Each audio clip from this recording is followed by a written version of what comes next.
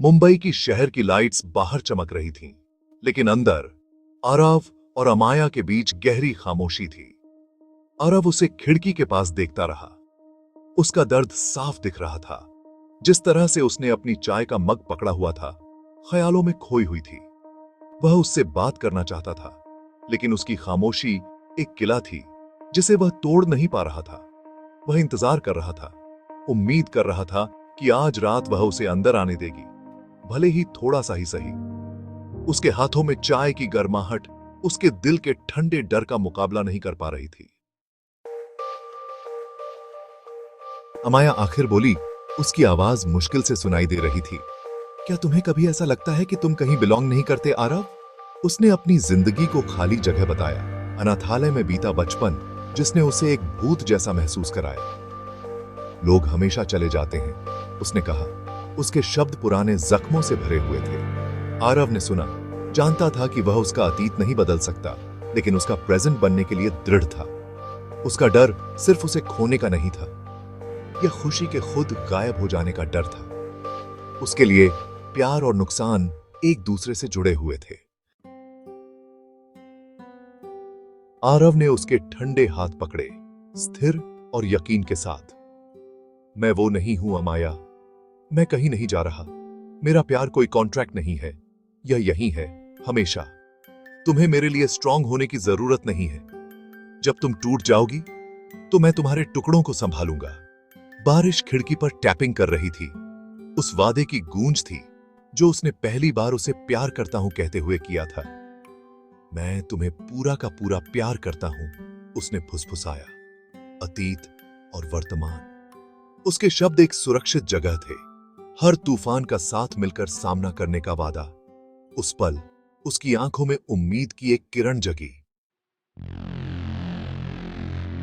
अमाया का मन अनाथालय में चला गया। स्टेराइल हॉलवेज, लोहे के बिस्तर और पीछे छूट जाने का दर्द। उसे दिया याद आई, वह वॉलंटियर जिसने उसे स्पेशल महसूस कराया। और जब दिया बिना कुछ कहे गायब हो गई तो उसे कितना दर्द हुआ। हर गुड बाय ने उसके दिल के चारों ओर एक और दीवार बना दी। उसने कुछ भी उम्मीद न करना, किसी पर भरोसा न करना सीख लिया था। आज भी उसके अंदर की छोटी लड़की आरव को बहुत ज्यादा प्यार करने से डरती थी। अनाथालय ने उसे सिखाया था कि वह अनलवेबल है, एक सबक जो उसे आज भी हॉन्टिंग करता था। उसके बचपन की दुनिया रंगहीन, ठंडी और अकेली थी।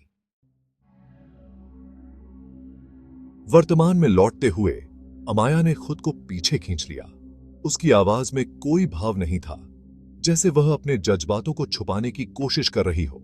उस पल अस्पताल की ठंडी दीवारों के बीच वह खुद को और भी अकेला महसूस कर रही थी। बाहर शहर की रोशनी थी, लेकिन उसके भीतर अंधेरा था। तुम किसी पूरे इंसान के लायक हो, टूटे हुए इंसान के नहीं, उसने मजबूती से कहा। उसकी आवाज में एक अजीब सी दृढ़ता थी, जैसे वह खुद को भी समझा रही हो। वह नहीं चाहती थी कि कोई उसके दर्द में उलझे, खासकर वो इंसान जो उसे सच्चा प्यार देता था। अमाया जानती थी कि वह उसे अपने दर्द से बचाने की कोशिश कर रही है, लेकिन कहीं ना कहीं वह खुद भी उस प्यार से डर रही थी। अमाया ने खुद को हमेशा एक लॉस्ट कॉज माना था। उसे लगता था कि वह किसी के प्यार के काबिल नहीं है, और यह मानना आसान था कि शायद वह उसके साथ सिर्फ दया के कारण है। हर बार जब कोई उसके करीब आता, वह खुद को और भी दूर कर लेती। उसे लगता था कि उसका दर्द किसी और के लिए बोझ बन जाएगा। जब भी खुशी उसके करीब आती, अमाया अनजाने में उसे खुद से दूर कर देती। वह जीत फिर जानती थी कि अगर उसने किसी को अपने दिल में जगह दी तो एक दिन वह उसे छोड़ जाएगा। इसलिए वह पहले ही सब कुछ खत्म कर देती थी, जैसे कि खुद को बचाने के लिए। यह उसका डिफेंस मैकेनिज्म था, एक आदत जो उसने सालों में सीखी थी। यह उसका कंट्रोल में रहने का तरीका था, अबैंडनमेंट के दर्द के खिलाफ एक बचाव। वह अपने जज्बातों को काबू में रखती थी ताकि कोई भी उसे फिर से चोट न पहुंचा सके, लेकिन इस कोशिश में वह खुद को और भी अकेला कर रही थी। उसके भीतर एक डर था कि अगर उसने किसी को पास आने दिया तो वह फिर से टूट जाएगी। शायद हमें एक ब्रेक लेना चाहिए, उसने बुदबुदाया। उसकी आवाज में डर साफ झलक रहा था, जैसे वह खुद से लड़ रही हो। उसका डर उसकी उम्मीद से ज्यादा जोरदार था और वह नहीं चाहती थी कि कोई उसकी कमजोरी देखे। लेकिन अंदर ही अंदर वह चाहती थी कि कोई उसकी दीवारों को तोड़ दे। बचपन में बनाई गई दीवारें अब उसे कैदी बनाए हुए थीं। वह उन दीवारों के पीछे छुपी थी, लेकिन अब वे ही दीवारें उसकी आजादी छीन रही थीं। हर बार जब वह बाहर झांकती, उसे लगता कि वह ट्रैप्ड है, अपने ही डर और दर्द में। अमाया खुद को उस एक इंसान से दूर कर रही थी जो उसे सच में समझता था, जो उसकी आजादी की चाबी बन सकता था। लेकिन दीवारें इतनी ऊंची थीं कि वह खुद भी नहीं जानती थी क्या कभी कोई उन्हें पार कर पाएगा। शायद कभी वह खुद ही उन दीवारों को गिरा देगी। लेकिन आज की रात वह फिर से अकेली रह गई। मैंने उसे जाने देने से मना कर दिया। उस पल जब वो दूर जाने लगी, मेरे दिल ने मुझे रोक लिया। मैंने उसकी आंखों में वो दर्द देखा जो वो छुपाने की कोशिश कर रही थी। शहर की रोशनी में उसकी परछाई भी उदास थी।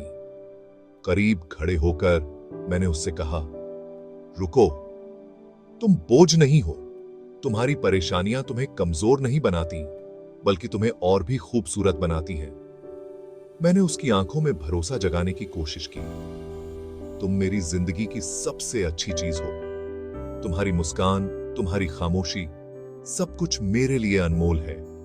तुम्हारे साथ हर लम्हा मुझे खुद से जोड़ता है। कौन थोड़ा टूटा हुआ नहीं होता? हम सबके अंदर कहीं ना कहीं दर्द छुपा होता है, लेकिन यही टूटन हमें इंसान बनाती है और एक दूसरे के करीब लाती है। तुम्हारे स्कार्स तुम बनाते हैं। ये निशान तुम्हारी हिम्मत की कहानी है, तुम्हारी जंग की पहचान है। मैं इन्हें अपनाता हूं जैसे तुम्हें अपनाता हूं। हमारा प्यार तुम्हें ठीक करने के बारे में नहीं है, यह साथ मिलकर कुछ ब्यूटीफुल बनाने के बारे में है। हम दोनों मिलकर अपनी अधूरी कहानियों को पूरा कर सकते हैं। ट्रस्ट ऐसे पलों में बनता है जब तुम भागना चाहते हो तब भी रुकने में, जब डर के बावजूद हम एक दूसरे का हाथ थामे रहते हैं, वहीं से असली रिश्ता शुरू होता है। मुझे अपना सेफ प्लेस बनने दो, मैंने फुसफुसाया। मैं तुम्हारे आंसुओं को समझना चाहता हूं, तुम्हारे डर को अपनाना चाहता हूं। मैं तुम्हारे साथ हर मुश्किल में खड़ा रहूंगा।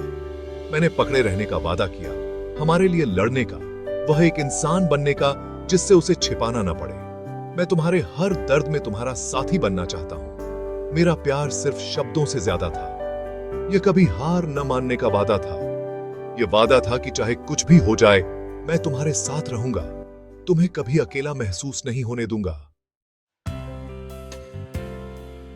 अमाया ने मेरी तरफ देखा। उसकी आंखों में गहराई थी, जैसे वो अपने भीतर के तूफान से जूझ रही हो।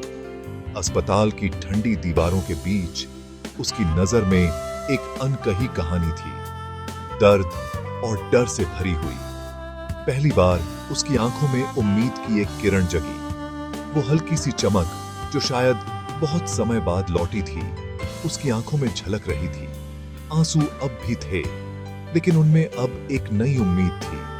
वह मुझ पर झुक गई, अपना डर छोड़ दिया, जैसे उसने अपने दिल का बोझ मेरे कंधों पर रख दिया हो। उस पल में उसने खुद को थोड़ा सा खोल दिया और मैं उसकी नजदीकी महसूस कर सकती थी। उसके आंसू अब डिस्पेयर की बजाय एक रिलीज थे। वो आंसू जो पहले दर्द का प्रतीक थे, अब राहत और भरोसे का संकेत बन गए थे। उसने खुद को रोने दिया और मैं उसके पास थी। मैं डरी हुई हूं, उसने स्वीकार किया। उसकी आवाज में एक कंपन था, लेकिन उसमें सच्चाई भी थी। पहली बार उसने अपने डर को शब्दों में ढाला और मुझे अपने करीब आने दिया। लेकिन इस बार उसने मुझे बोझ साझा करने दिया। उसने मेरा हाथ थामा और उस स्पर्श में एक अनकहा भरोसा था। हम दोनों ने महसूस किया कि अकेले डरना अब जरूरी नहीं, हम साथ में डर सकते हैं। मैंने धीरे से कहा, उसकी आंखों में देखते हुए। उस वक्त डर भी थोड़ा हल्का लगने लगा, क्योंकि अब हम दोनों एक दूसरे का सहारा थे। मैंने उसे कसकर पकड़ते हुए कहा। बारिश धीमी हो गई, जैसे आसमान भी हमारे दर्द को समझ रहा हो। उस ठंडी रात में उसकी गर्माहट मेरे लिए सब कुछ थी और हम पर एक शांति छा गई। पहली बार अस्पताल की बेचैनी के बीच हमें थोड़ी सी राहत महसूस हुई। उस पल में सब कुछ थम सा गया। उसे ऑप्टिमिज्म की एक चिंगारी महसूस हुई। एक छोटी सी मुस्कान उसके चेहरे पर आ गई, जैसे उसने पहली बार भविष्य की ओर देखा हो। उसकी हीलिंग एक जर्नी होगी, आसान नहीं, लेकिन अब वो जानती थी कि हर कदम पर मैं उसके साथ हूं। हर रात, हर डर अब अकेला नहीं था, लेकिन वह अकेली नहीं थी। मेरा साथ उसका सहारा बन गया था। हम दोनों ने एक दूसरे में ताकत ढूंढ ली थी। मेरा प्यार कोई क्योर नहीं था, न ही मैं उसकी सारी तकलीफें दूर कर सकती थी, लेकिन मेरा साथ उसके लिए एक उम्मीद बन गया था। लेकिन यह वह ताकत थी जिसकी उसे उम्मीद करने के लिए जरूरत थी। मेरे साथ होने से उसे भरोसा मिला कि वो इस सफर को पार कर सकती है। उसने मुझे और कसकर पकड़ा, जैसे वो उस पल को कभी जाने नहीं देना चाहती थी। उस आलिंगन में हमने अपने डर और उम्मीद दोनों को साझा किया, एक ऐसे प्यार के लिए आभारी जो उम्मीद का मतलब था। उस रात अस्पताल की रोशनी में हमने साथ में एक नई शुरुआत की, जहां डर के साथ साथ उम्मीद भी थी। जैसे ही शांति छाई, अमाया का फोन बजा। एक अननोन नंबर से एक मैसेज। उसने उसे पढ़ा। उसके चेहरे का रंग उड़ गया। उम्मीद की जगह टेरर ने ले ली। मैंने फोन लिया और पढ़ा। क्या तुम्हें सच में लगा था कि तुम बस गायब हो सकती हो? मुझे पता है तुम कहां हो, छोटी अनाथ लड़की। अब तुम्हें चुकाने का समय आ गया है। थ्रेट ने हमारी फ्रेजाइल शांति को तोड़ दिया। उसके अतीत का एक भूत उसे ढूंढ चुका था। लड़ाई अब सिर्फ अंदरूनी राक्षसों के खिलाफ नहीं थी, बल्कि हमारे दरवाजे पर एक असली खतरा था। मैंने उसे करीब खींचा, उसे बचाने के लिए दृढ़ था। हमारी कहानी अभी खत्म नहीं हुई थी।